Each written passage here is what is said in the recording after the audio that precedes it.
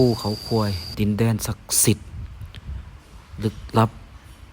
เกจิหลายองค์ได้มาบำเพ็ญณที่แห่งนี้ทั้งฝั่งลาวและไทยสบายดีพบกับ Travel to Lao Let's Go วันนี้เขาสิมาไปเที่ยวในประเทศลาวภูเขาควายอยู่ที่วัดนายางวัดนายางที่เขาได้พาเป็นดินแดนที่มีความศักดิ์สิทธิ์เนาะเขามาวัดพระบาทนายางโซนทำอิฐที่เขาติดไปเราเข้าไปเป็นโซนนรกเนาะมีความลึกลับลี้ลับได้มีครูบาอาจารย์มาสร้างไว้อยู่นี่เป็นพญายักษ์ถือกระบองเข้าประตูเข้าเนาะ2 องค์เพื่อเป็นสัญลักษณ์ว่าเฮ็ดซัวแล้วสิได้มาตกนรกอยู่ณที่แห่งนี้นี่เป็นแบบจำลองอยู่ในนรกมีเปรตเนาะคนที่เฮ็ดบาปหลักของวัดเปรตสูงยาวจังสิมาเบิ่งนี่เนาะเบิ่งไปเรื่อยๆที่ว่าเพิ่นมาปั้นไว้เป็นแบบจำลองหลายอันเนาะแล้วก็มีความเป็นตาย่านพิศวงดินแดนแห่งนี้ก็ถือว่ามีชื่อเสียงเรื่องนามตั้งแต่อดีตมาแล้วนะทั้งพระเกจิดังอยู่ฝั่งไทยฝั่งลาวได้เข้ามา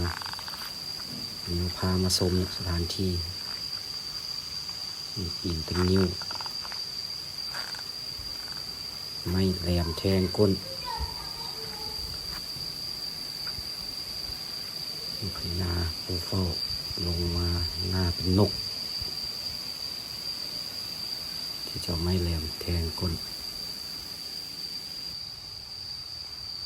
นี่เป็นพญามัจจุราชอีกฟันแขนฟันขาเลื่อยผู้ที่เฮ็ดบะผิดบาปเป็นสู้สาว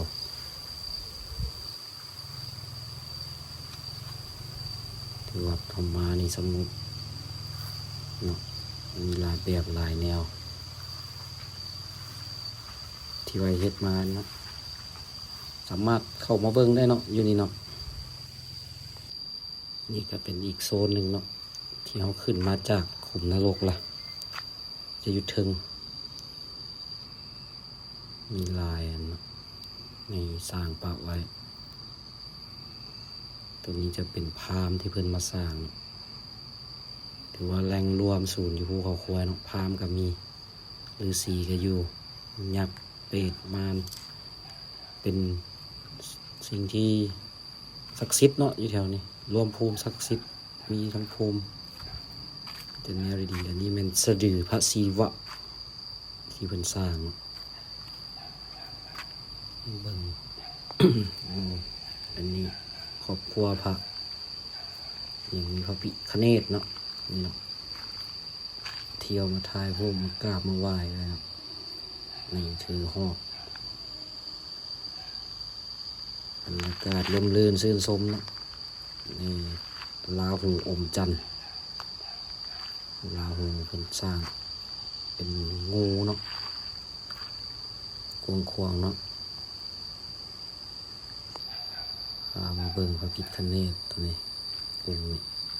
โอ้มีสีแขนถือว่ามีศิลปะเนาะมันก็พระลายที่ว่านอนเนาะไปเบิ่งใกล้ๆเนาะในนอนสบายใจเลยมีหลายสิ่งหลายอย่างสวยงามพระพรหมก็เป็นศิลปะอีกอันหนึ่งเนาะมีศิลปะมีมาปั้นแต่งเติมไว้เพื่อความขลังความศักดิ์สิทธิ์อีกเดี๋ยวบรรยากาศอ้อมๆมีพามาเบิ่งหอจอมปลวกแม่เก้านางเนาะแม่เก้านางเดี๋ยวไปเห็นเนาะเดี๋ยวเข้าไปเบิ่งกันใกล้ๆคือว่าสะดุดตานี่ถือดาบเลยเนาะแม่นาคี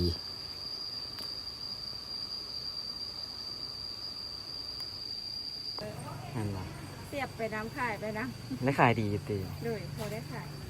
คนก็มาหลายเนาะ หลายสิไม่ดี พามาเบิ่งเป็น ส่งอาจารย์ งามๆยางกลาง ส่งอาจา เนาะ รย์เอง ให้มาก็ได้มาเอาอยู่นี่ก็ได้เนาะไปบูชา ใครมาส่ง เห็น ผู้ มัน บ่าว งาม วันนี้เพิ่นอยู่อันส่งองค์เพราะว่าเพิ่นไปแจกเครื่องเลยดิ งามอีหลีเนาะโอ้เรือสวยงามบักเป่งฝีมือสุดยอด อันนี้น่าแซ่บเลยแม่แซ่บตัวอันนี้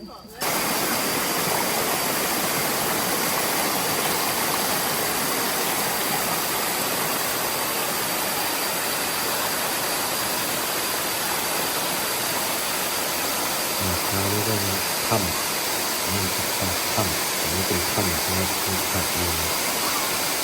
ถ้ำที่เราเรียกพวกปูนเล่นมะนาว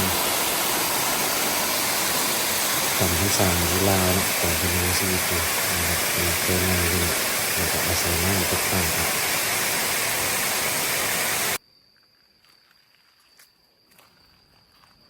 ขึ้นจากโซนนั้นมาเนาะเขาจะขึ้นไปโซนสวรรค์ย่างขึ้นมาเนาะหินผา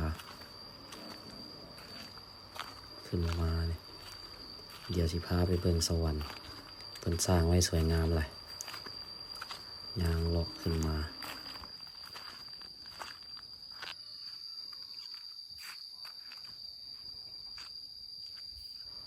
ถือว่าสงบดีเนาะ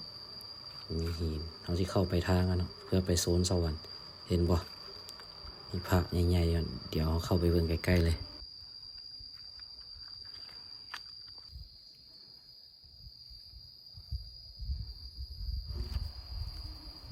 เป็นพระบางประธานพรเนาะถือว่ายืนเป็นองค์ตั้งสง่าอยู่เทิงนี่เลย